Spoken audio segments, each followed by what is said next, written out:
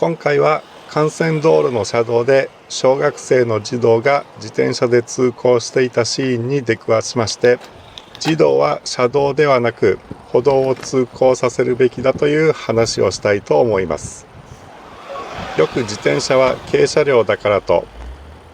幼児や児童にも車道通行を強要する大人がいますが、それがどれだけ異常なことを言っているか、この映像を見ればわかるという話です。いつものように自転車で車道通行をしていた4月のある日の映像です。前方に見るからに小学生高学年くらいの男の子の自転車に追いつきました。表参道の交差点あたりの歩道は人混みがすごいので一時的に車道に出たのかと思い、こういう場合は安全確保のために後ろについてしばらく走ります。大抵は少し走れば歩道に戻るものですが、今回は車道通行をやめません。どうやら少し前を走っている自転車が保護者のようです。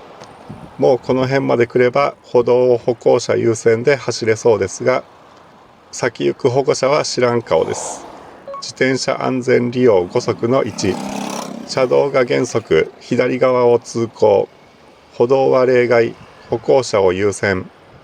小学生の児童が乗る自転車は原則ではなく例外の自転車になります。歩道を走らせるべきでしょ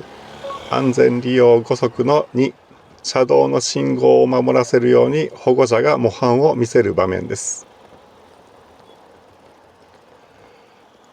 この信号無視の段階で子どもに自転車の交通ルールを教育するために車道を走らせている可能性はなくなり、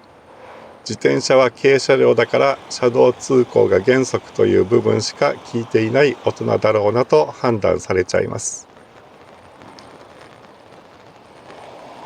道路交通法上、自転車は軽車両と位置づけられているのは間違いないですが、昭和53年改正道路交通法以降、自転車は軽車両のうちの自転車となり、車道を通行する場合はほぼ軽車両と同じルール、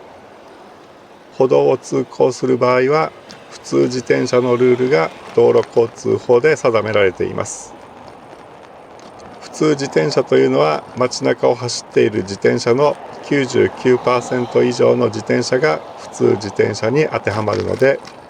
普通自転車イコール自転車と考えて問題ないでしょ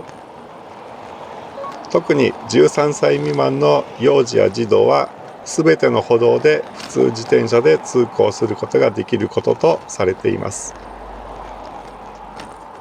この明治通りは先ほどから映像に映っていますが、普通自転車歩道通行課の標識が出ていますので、大人の自転車も歩行者優先で歩道を通行できます。それに児童の自転車を連れての通行は普通自転車の通行の安全を確保するため、当該普通自転車が歩道を通行することがやむを得ないと認められるときに当てはまると思われますので、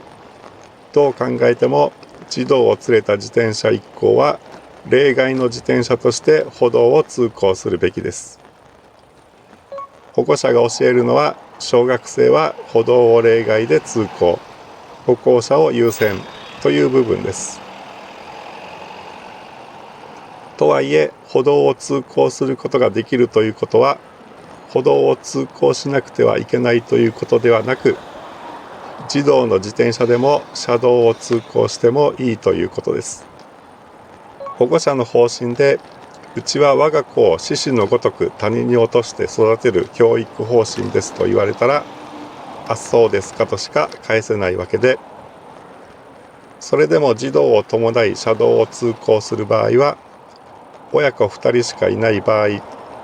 この映像のように保護者が前を走れば後方からの危険に対処できないですし、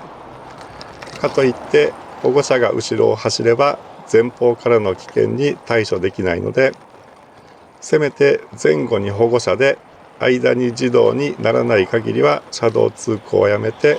歩道通行にしてほしいですね。結果的に私が後ろについているからいいものの、私は完全に予定の時刻から大幅に遅れを取ることになっていますので、なんてことを考えていたら、ようやく横断歩道から歩道に進んでいきました。これで見守り運転から解放されました。自転車は軽車両と断定する大人が多いですが、自転車は軽車両のうちの自転車ということを知らないと、我が子を車道に放り出す大人になっちゃいますよということで、今回の動画は以上とさせていただきます。最後までご視聴ありがとうございました。